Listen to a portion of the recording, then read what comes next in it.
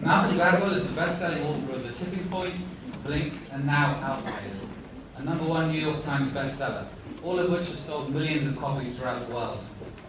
In The Tipping Point, which was UPenn's 2004 freshman reading project selection, Malcolm discussed the potentially massive implications of small-scale social events. His second book, Blink, dealt with why we should trust our first impressions. His latest work, Outliers, explains why some people succeed and go on to live remarkable and incredibly impactful lives.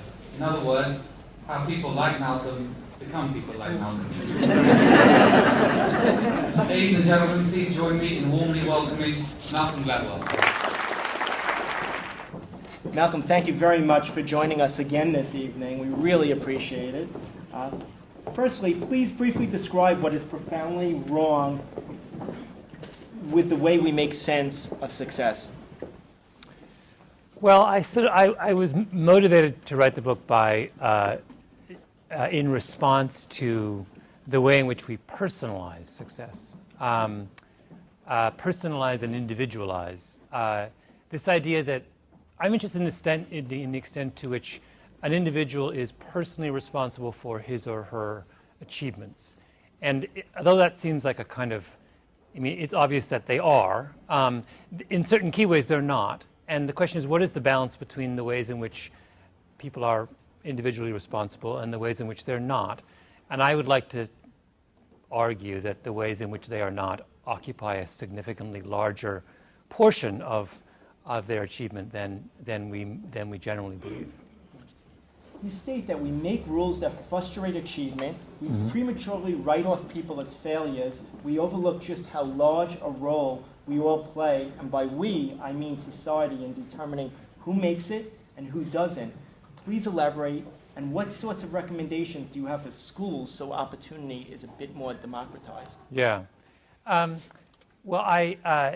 the metaphor that I tell in the book is that I use to talk about this is this stuff about sports, about football and hockey.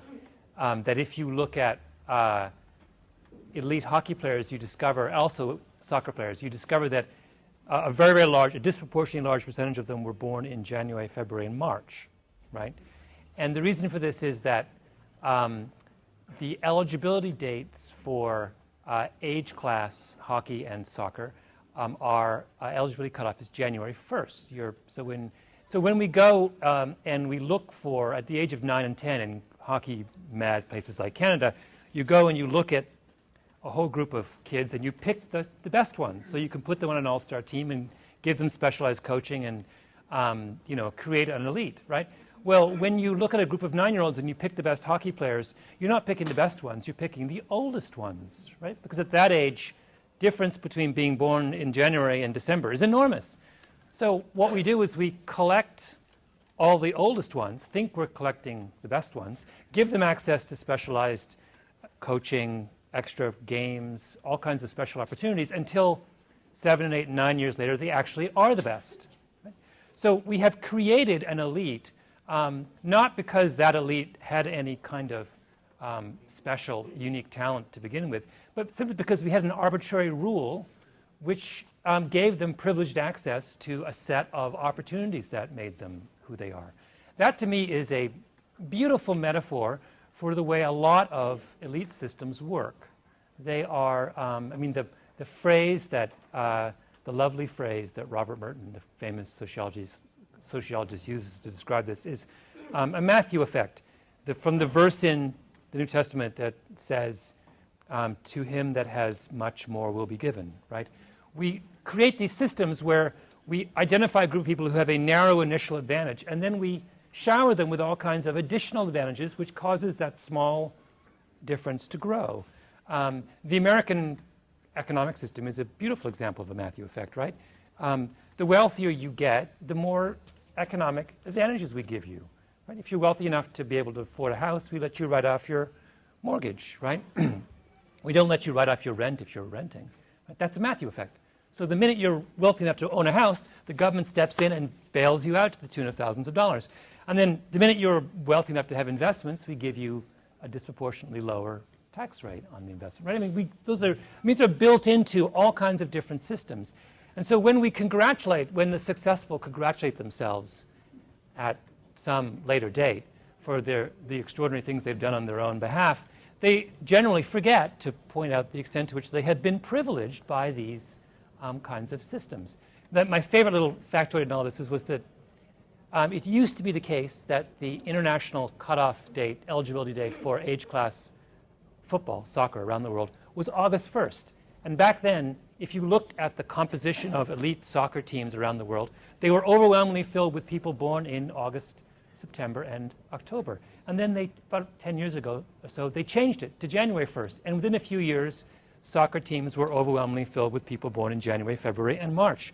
The whole structure of international soccer is an artifact of where we choose to put the birth date, right? So if I was head of the International Soccer Federation and I had a child born on December 1st who I dearly wanted to become a successful soccer player, I would stack the deck in favor of my child by moving the eligibility date to December 1st, right? I mean, let's just be honest and frank about the extent to which these kinds of utterly arbitrary rules structure advantage and create lasting differences in the ability of certain people to achieve.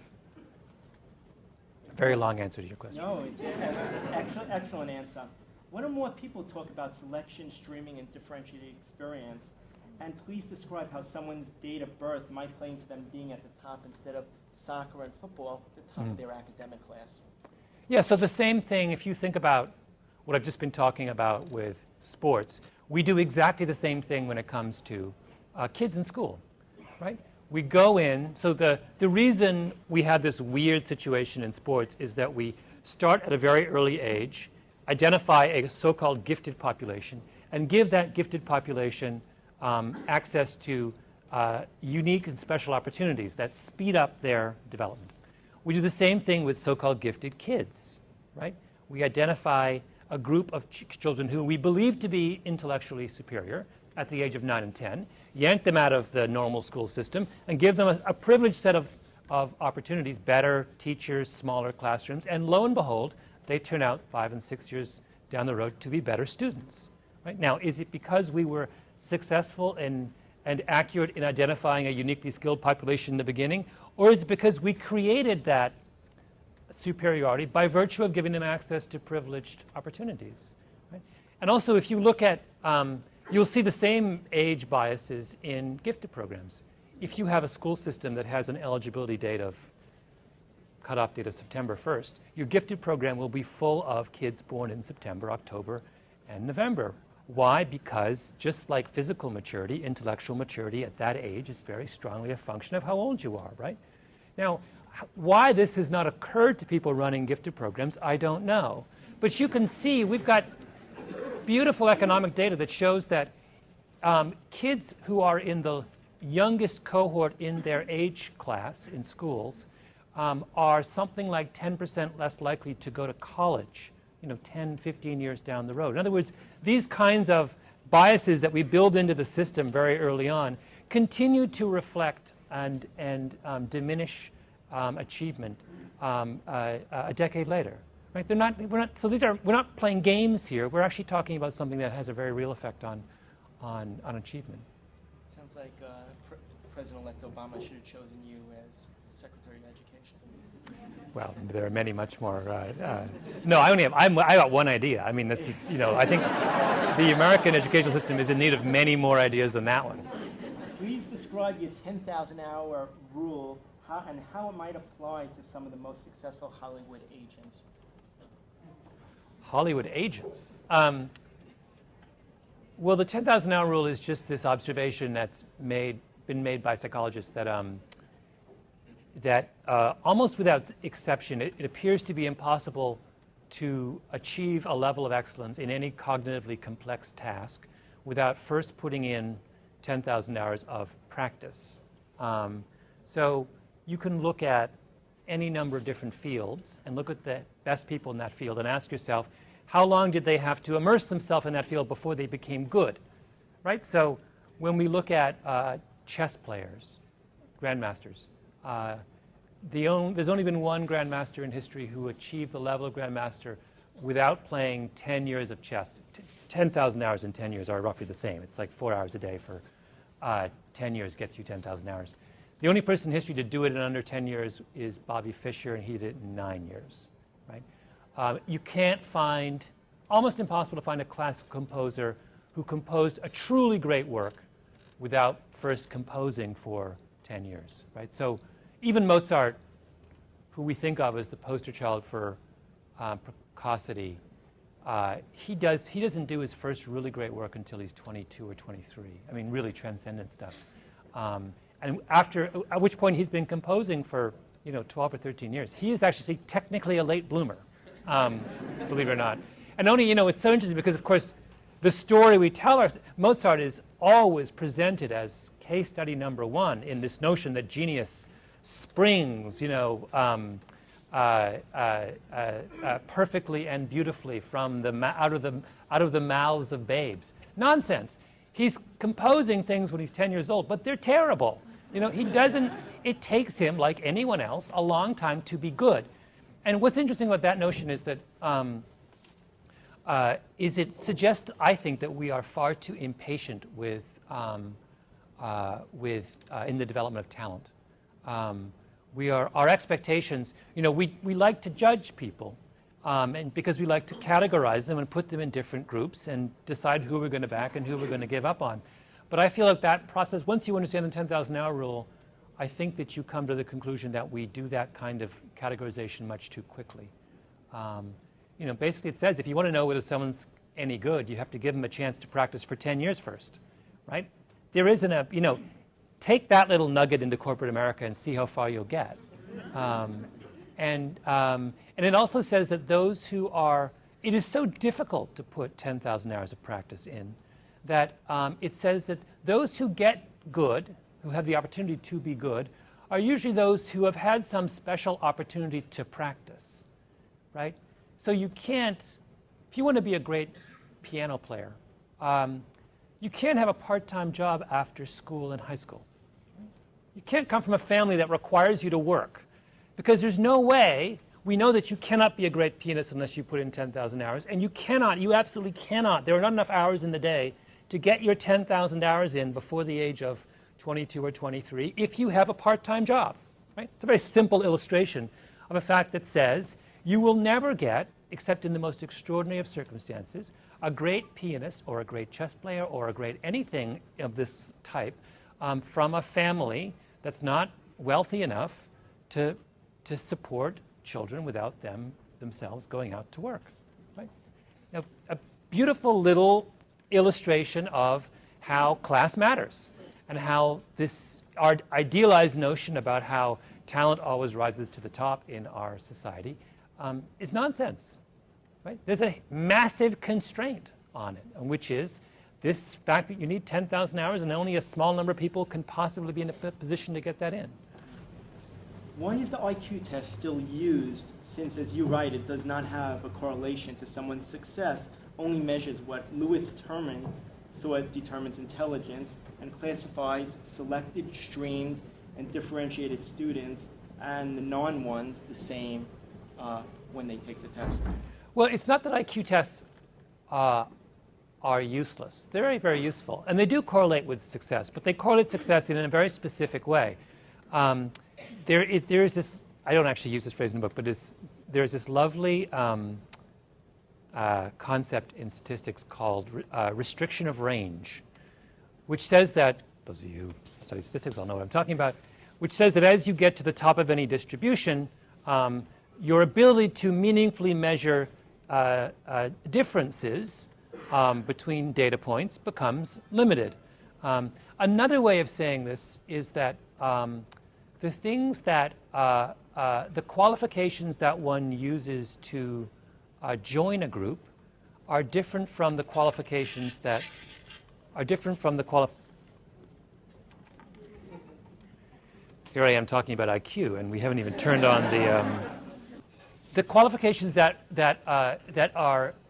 get you into a group are different from the kinds of things that make you good at that particular discipline, right? So entrance criteria are different from excellence criteria. So here's an example. A simple example is you have to be tall to play basketball, right? That's an entrance criteria. You cannot be 5 feet and want to play in the NBA, right? But once you are tall, someone's height cannot reliably be used to predict their excellence at the task of being an NBA basketball player, right?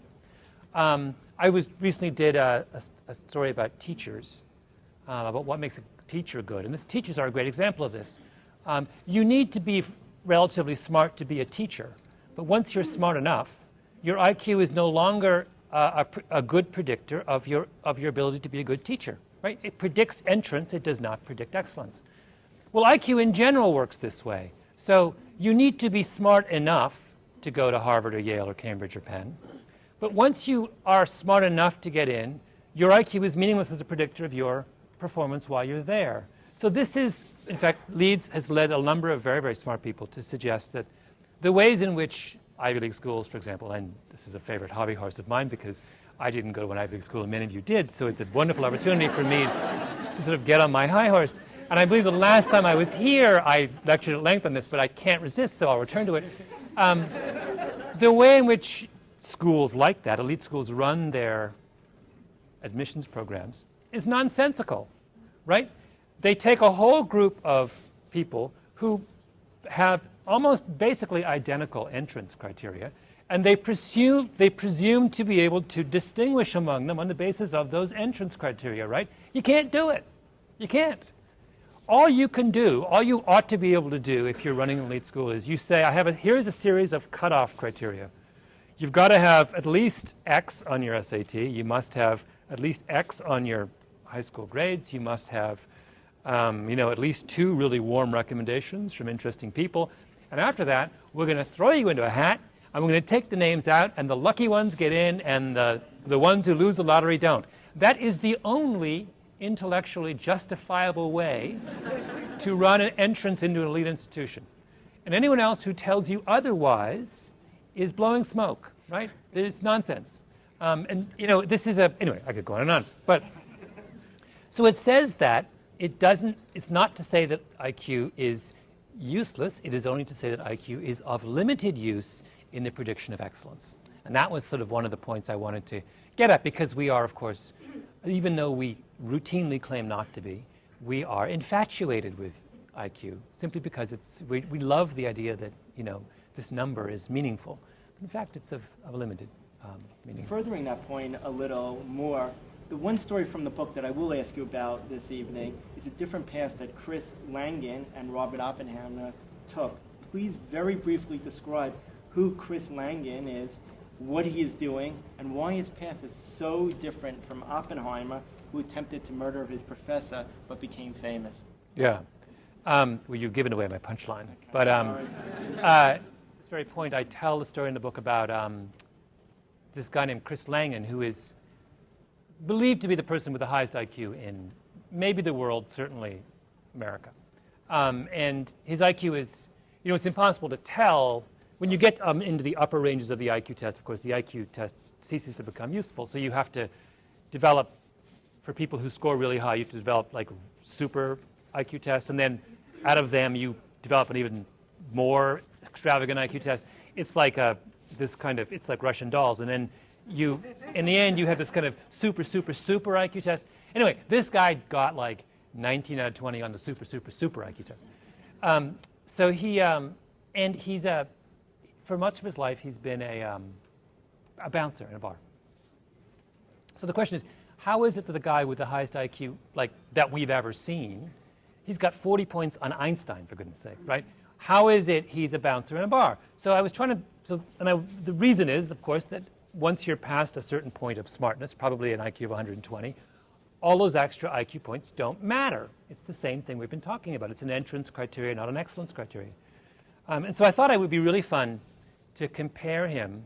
And I tell the story of his life, and his life is really interesting because he gets a scholarship to college, and he drops out for the most kind of bizarre and totally hard to understand reasons. His scholarship gets screwed up, and he can't convince Reed College, where he's going, to let him stay, and so he drops out, and he never actually gets his BA. And this man, who by rights should have gotten like 4 PhDs and published 1,000 scientific papers, ends up as a bouncer in a bar in Long Island. And so I decided to contrast this to the story of Robert Oppenheimer, who is a similar kind of child, one of these 1 in a billion kids with a super, super high IQ, and everyone thought he was a genius. But he doesn't grow up as Chris Langan did in this kind of very poor, impoverished background. He grows up on Central Park West, and he goes to ethical culture, and he goes to Harvard, and then he goes to Cambridge. And when he also, when he's in college, encounters a difficulty. Only his difficulty is not that they screw up the paperwork on his scholarship. His difficulty is that he tries to murder his tutor at Cambridge. And what happens to Oppenheimer when he tries to murder his tutor at Cambridge? He talks his way out of it. They give him probation, and the punishment is he has to go down to London and see a Harley Street psychiatrist once a week, right? So here's this wonderful, little comparison. The super brilliant kid who gets drummed out of Reed College because his paperwork gets screwed up, and the super brilliant kid who tries to murder his tutor. By the way, not just any tutor. This guy Blackburn or Black something, who goes on to win a Nobel Prize later. So he tries to murder a future Nobel Prize winner. And what happens to him? He goes on to hold the single most important government job of the 20th century, right? The Manhattan Project. So that's all about, that has, at this point, we are so far beyond IQ, and we're talking about other things. We're talking about your ability to negotiate your social surroundings and to get your way in the world. And so that whole chapter is all about the importance of class, because the argument there is that Oppenheimer was taught how to get his way and negotiate his way out of trouble, because that's what you learn when you grow up in an educated, wealthy family on Central Park West. That is the gift that upper middle class parents give to their kids. And that is the thing that is notably lacking from the upbringing of children who grow up on the other side of the tracks. And that's another one of these impediments that we don't want to talk about, and I think that we have to acknowledge if we're going to do something about or help those on the other side of the tracks to achieve. What is the difference, you briefly described it, but what is the difference between practical and analytical intelligence, and why has practical intelligence served Steve Jobs so much better than the analytical intelligence of thousands of people at competitive corporations? Well, practical intelligence, so here we're getting into sort of this whole, there's recently been a great deal of interest in this notion, with emotional intelligence as a kind of subset of this, and we have become aware that when we look at people who are very, very successful in their careers, they do not fit the profile of those who are very, very successful at school. Right? So we're becoming increasingly and painfully aware that performance at academic tasks is not the most useful of predictors of performance in the real world. Now, we kind of knew that all along, right? But we go through these periods of conveniently forgetting that fact. Jobs, I don't know whether Jobs, Jobs is I don't actually talk about Jobs, I haven't in my book, nor have I thought about him to any great extent. He's clearly a wonderful example of something. What he is a wonderful example of, though, I'm not sure. I do have a little moment in the book where I talk about how so many people in Silicon Valley, how it's so weird that so many people in Silicon Valley were all born in 1955 or thereabouts, which is a sort of generational effect, that to have come of age in the mid-'80s, to be 21 in 1987 or 6, 1976, is a wonderful thing, because 1976 is the year the personal computer kind of comes of age, and you want to be 21, right? And so Gates and Jobs and Bill Joy and all these characters, the guys at Sun, Microsystems, they're all born in 55. Eric Schmidt at Google, and that's not a coincidence. So that's a kind of an additional advantage that we don't sort of think about. So he has that going from him, and he also has, Jobs is born in Mountain View, or not born. He's raised in Mountain View. My favorite story about Jobs is, as a kid, he hangs out at all these flea markets in Mountain View. Mountain View is, of course, the epicenter of Silicon Valley, right? And a flea market in Mountain View in the 70s, and the late 60s, is a place is not where they sell, you know, bad oil paintings and clothes from the 40s. It's a place where they sell computer parts. So he's steeped in this world. He's getting his 10,000 hours in from this high, and he's building little sets. And at one point, my favorite story about him is oh, it works.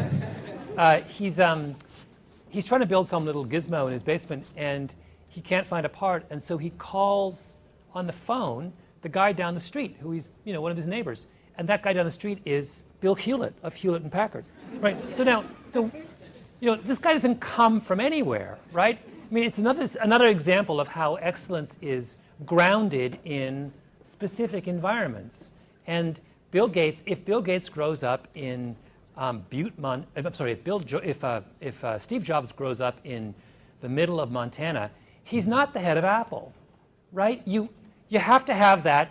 He's from Mountain View, and that matters. In this very, very, in fact, I saw a documentary on Steve Jobs, and the first thing out of his mouth, which is interestingly was the first thing out of Bill Gates' mouth when I interviewed him for my book, the first thing out of his mouth is, "I am the luckiest guy in the world."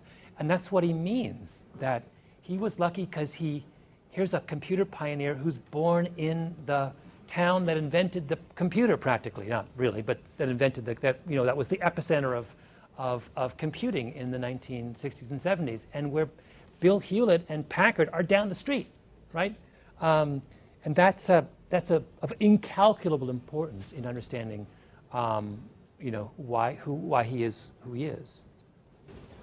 What was your unique opportunity that you attribute as your tipping point? Was it your 10,000 hours at the Washington Post and New Yorker, and your unique and wonderful parents, Graham and Joyce? What was my... Well, I did get... I mean, I have the 10,000 hour thing really resonates with me because I spent exactly 10 years at the Washington Post, and when I started, I was not a very good writer and not a very good reporter, and when I left, I had learned those two skills. And there is no more, I mean, when people talk about 10,000 hours, they use this wonderful term called deliberate practice, which says that it is not enough merely to do something for 10 years in order to be good.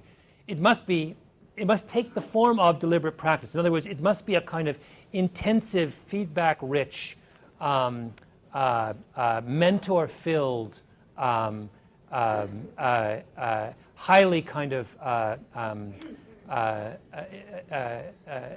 intensive environment, right?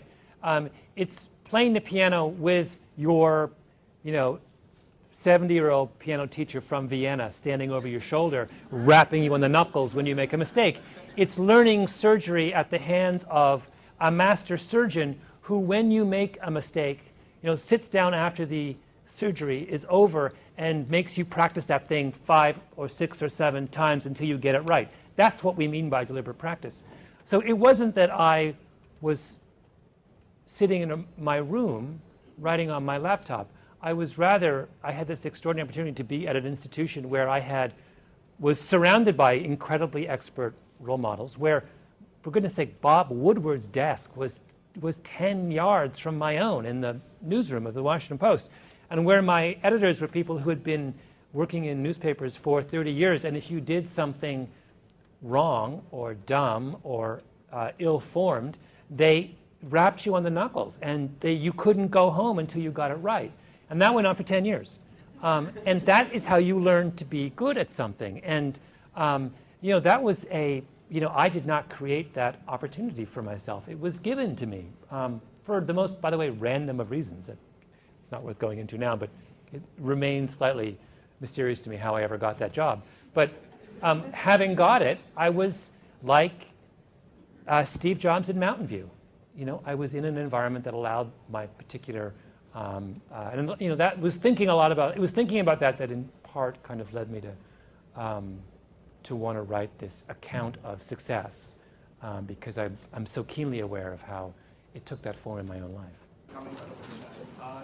I think one of the most interesting things you raise in your book, Blank, is when you talk about when people describe the ideal mate, they only can describe the traits of which they're consciously aware, but they could easily meet someone who meets all those traits, but the chemistry is just not right because there's so many things of which they're not consciously aware, which are unconscious. Could you talk a little bit more about how that mechanism works in some different ways it tends to play into everyday life? Wow, you take me back to a book I haven't thought about in 6 years. Well, actually it ties in very beautifully to what I've been talking about just now. So if you think about, so here's the great puzzle. When we meet somebody for the first time, this is actually the part in which Blink and Outliers connect. You meet someone for the first time, there are certain things that you are really, really good at instantly figuring out about that person, and certain things that you're really bad at figuring out about that person. Right? If any of us meet someone to whom, and we're asked the question, are you attracted to that person, we can answer incredibly accurately, incredibly quickly. Right? In fact, we can do it in less than a second. Why are we so good at that? Because we've had 10,000 hours of practice. What do you spend your teenage years doing? Right?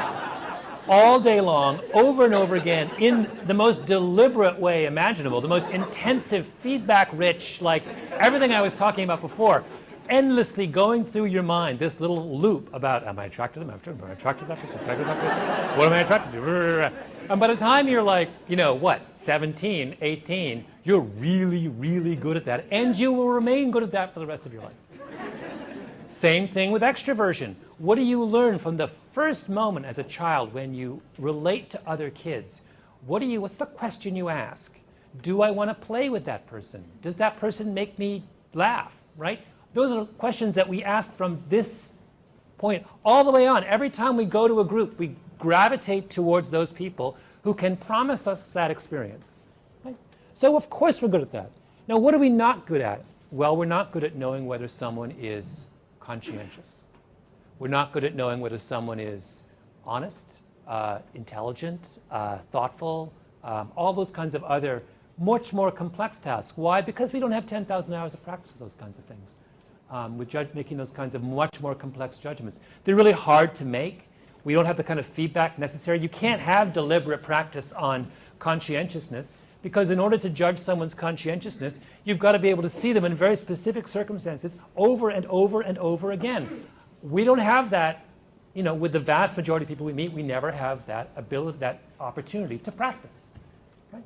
So that's why, that is why it explains both our extraordinary strengths and our extraordinary weaknesses when it comes to the judgments we make about both mates and also, about, job hires or, any kind of personal transaction is both enabled and limited by those facts about what we've been able to practice.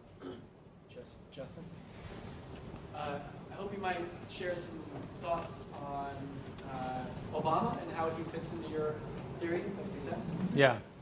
I was going to answer, it's always a hard one to... there's a couple of interesting things.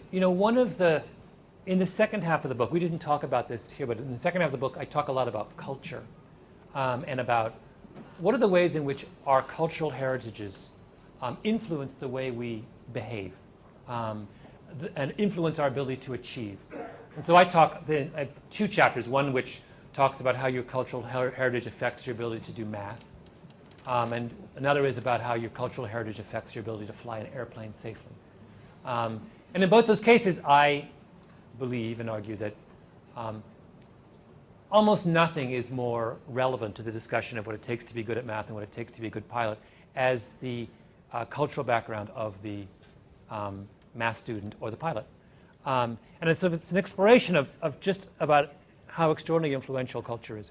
And then I have a chapter on my parents, on my mother's family. My mother is a brown-skinned Jamaican, and that chapter is all about what does it mean to be a brown-skinned Jamaican, and it turns out there are a whole series of advantages rooted deeply in the peculiar history of Jamaica that accrue to people who are of mixed race background in Jamaica. Among them, the fact that the British colonial presence in Jamaica,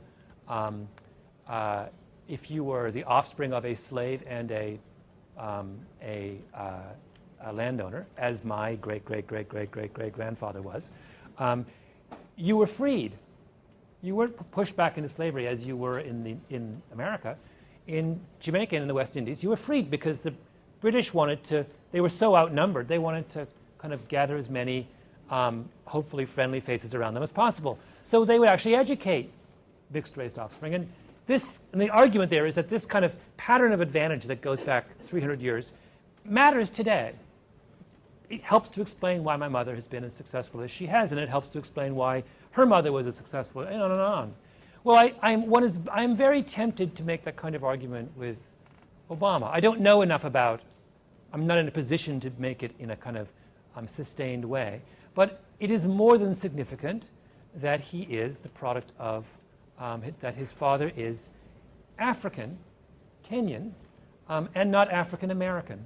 And I don't mean that in any way as a way of denigrating African Americans and holding up Africans. I'm simply saying, look, these are two profoundly different cultural heritages, and once we are honest and open and acknowledge that our cultural heritages matter, we have to. I think we have to say, look, surely it is significant that this man comes from this particular kind of background and was not, as a result, saddled with so many of the particular and, I think,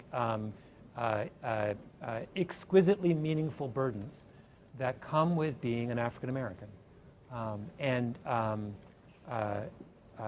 Along the same lines, I've always thought it was, well, no, I'll stop at that. But it's a difficult thing to discuss in a kind of open way. But I think it's worthy of consideration. Yes. I haven't read Outliers yet, although I intend to. So when you were talking today about IQ versus luck, can you make luck? Well, society can make luck. So the question was, can you make luck? Individuals can't make luck, but society can. So when to go back to that example of hockey, and we choose the January 1st cutoff date, and so we then bestow luck upon kids born in January, February, March, right? We could, if we wanted to, create a system that bestowed a lucky break on anyone who wanted to play hockey. We could have 3 parallel hockey leagues, one for kids born in the first 4 months of the year, one for kids born in 4 through 8, and one for kids born in 9 through 12, right? That would be a way in which we could even out the distribution of opportunity. We choose not to do that for reasons that I don't understand. We could simply do the same thing in, right now in a school system, kids who are the relatively oldest in their elementary school class are given luck. Right? We bestow a lucky break on them. If we wanted to, we could have 3 parallel streams in elementary schools divided up by month of birth, right? A real simple way to even out luck. So that's something that as a society we can address very easily. But if you're the kid who's born in December in the January 1st cutoff date grade 1 classroom, there's nothing you can do, right? It reminds us that our overemphasis on individual responsibility for achievement is a way of evading responsibility for our collective efforts on behalf of success. Indeed. Thanks, Malcolm. Thanks for being here. How do you square your theory of 10,000 hours and that experience matters enormously in determining ultimate success and ultimately mastering something with the notion held by many employers that, look, I don't care about experience, what I hire for is temperament. What I hire for is personality, not experience. And to put it as a personal example, in hiring an executive assistant, I care less about someone who's been an executive assistant for 10 years, 10,000 hours, and more that they worked in a bar, know how to handle people, and can handle the telephone calls that are coming in. Mm-hmm. How do you square those things? Well, remember, with 10,000 hours, we're talking about cognitively complex tasks. So it's most applicable when we're talking about being a surgeon, being a computer programmer, being a chess grandmaster, as we move kind of further down the kind of the cognitive complexity ladder, it's less of an issue. And so I think you're absolutely right. When you hire an executive assistant, you do hire for temperament. And because you believe that the things, the cognitively complex tasks they need to master are not so complex that they will require 10,000 hours, unless you're running, you know, a really extraordinary operation over there. I would imagine that Bernie Madoff's executive assistant might well have had to have 10,000 hours. But your criteria would shift dramatically if you were hiring at the upper end. If you were hiring a chief surgeon at Mount Sinai, we would ask a very different set of, right? You don't hire on temperament there. In fact, you probably would do well to ignore temperament entirely. My experience with surgeons at Mount Sinai is that they do, in fact, ignore temperament entirely. On the subject of surgeons and medical training, there's recently been a push to change the way work hours are. And I was wondering if you think that there is a difference to the quality of the 4th hour that you spend practicing every day as opposed to the 36th hour the second day. And also, if you finish your neurosurgery training at 45 instead of like 39 or whatever it would be, is that better or worse? Yeah. Well, this is actually, you're absolutely right to bring it up. This is a beautiful illustration of this very debate we're talking about. So we have this extraordinary robust data on 10,000 hours. And it says that as far as we can tell, there are no shortcuts. So you simply need to do a certain number of repetitions of some difficult task before you can master it. So given that fact that there doesn't seem to be a shortcut, we haven't found one yet, you cannot be an expert surgeon unless you put in that number of repetitions. So we have this question of, now lost this. We have this question of how do we choose to get those, to structure those, that necessary minimum number of repetitions? Do we want to do it where you stay up 36 hours in a row, or is there a way that is a better way to do that? Now that is a kind of that is a question that is that demands a kind of careful experimental analysis.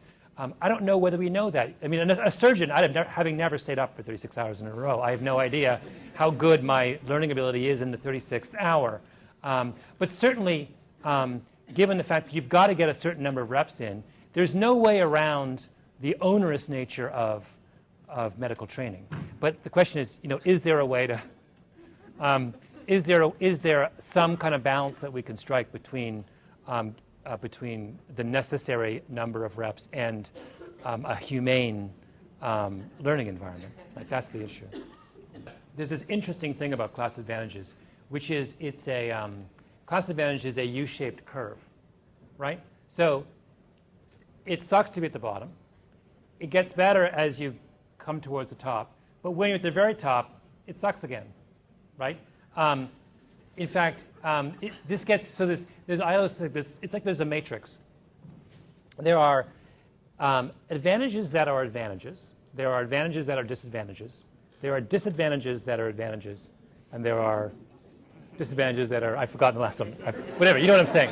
So if you are Warren Buffett's kid, that's an advantage, that's a disadvantage, right? Because if you're so rich that you have no reason to ever, like, it's really hard to put in 10,000 hours, for example, if daddy has $20 billion, right?